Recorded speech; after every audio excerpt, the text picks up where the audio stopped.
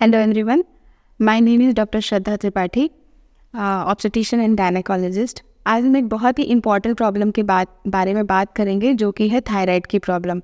आप में से बहुत सारे लोगों को ये डायग्नोज हुआ होगा, कभी आपके डॉक्टर ने बोला होगा कि आपका थायराइड बढ़ गया है या कम हो गया है। तो आज हम इसके बारे में डिटेल में बात करेंगे। सबसे पहले हम स्टार्ट करेंगे कि ये थायराइड होता क्या है। थायराइड एक छोटी सी ग्लैंड होती है जो हमारे नेक में यहाँ पर होती है, और एक बहुत ही इंपॉर्टेंट हार्मोन सिक्रेट करती है जिसका नाम है थायरॉक्सिन। ये बॉडी का एक छोटा सा ऑर्गन है और बहुत ही माइनर अमाउंट में रिलीज़ होता है ये हार्मोन, लेकिन ये बहुत ही इंपॉर्टेंट है क्योंकि ये आपकी पूरी बॉडी के बाकी के हार्मोन्स को रेगुलेट करता है।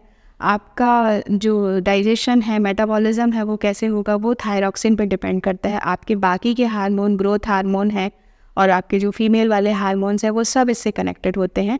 इसलिए ये बहुत ही इंपॉर्टेंट ग्लैंड है और बहुत ही इंपॉर्टेंट हार्मोन है।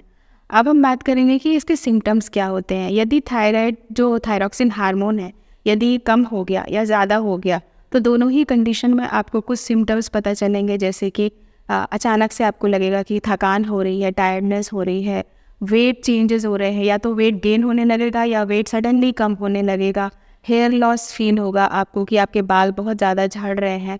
अचानक से आपको लगेगा कि आपकी सेंसिटिविटी ठंड के लिए बढ़ गई है, आपको ज़रूरत से ज़्यादा ठंड लग रही है और आपका हार्ट रेट अचानक से बढ़ जाएगा। तो ये सारे सिम्टम्स या साइंस होते हैं जिससे आपको आप फील कर सकते हैं कि हो सकता है ये थायराइड प्रॉब्लम हो और आपको तुरंत चेकअप की ज़रूरत पड़ सकती है। दूसरा, ये हार्मोन कैसे अफेक्ट करता है वुमेंस की हेल्थ को।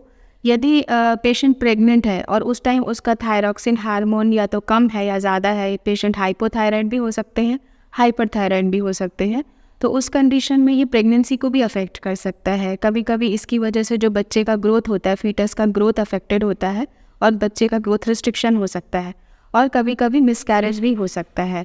दूसरा एक इशू होता है, यदि ये जो प्रेग्नेंट अभी नहीं हैं और कंसीव करना चाहते हैं, उनमें भी यदि थायराइड का प्रॉब्लम है, तो ये ओवुलेशन को हैम्पर करता है। मतलब आपका जो एग बन रहा है उसको ठीक से नहीं बनने देगा और आपकी प्रेगनेंसी में भी प्रॉब्लम हो सकती है।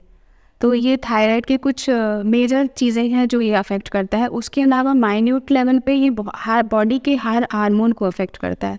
इसलिए थायराइड को बैलेंस में रहना बहुत ज़रूरी है, जिसकी नॉर्मल रेंज 2 to 5 होती है। प्रेगनेंसी में हम लोग 2 to 3 के बीच में रखते हैं, तो हम उस हिसाब से दवाइयाँ देते हैं। ट्रीटमेंट की बात करें तो एक बहुत ही माइनर सी दवाई होती है, जो छोटी सी टैबलेट होती है, डेली आपको लेनी होती है, और 10-15 दिन के ट्रीटमेंट से ही आपका थायराइड हार्मोन बैलेंस में आ जाएगा और जो भी आपकी प्रॉब्लम है आपको खुद फील होगा कि वो सॉल्व हो गई हैं। लेकिन उस लेवल को मेंटेन करने के लिए ट्रीटमेंट थोड़ा लंबा चलता है, कई बार 3 से 4 महीने तक चलता है, और उसके बाद जो डोज है उसको हम लोग ग्रेजुअली टेपर करते हैं या रिड्यूस करते हैं।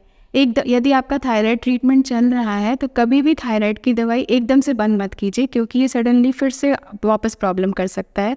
तो अपने डॉक्टर से कंसल्ट कीजिए और थायराइड हार्मोन चेक कराइए और इसके बारे में बात कीजिए। Thank you.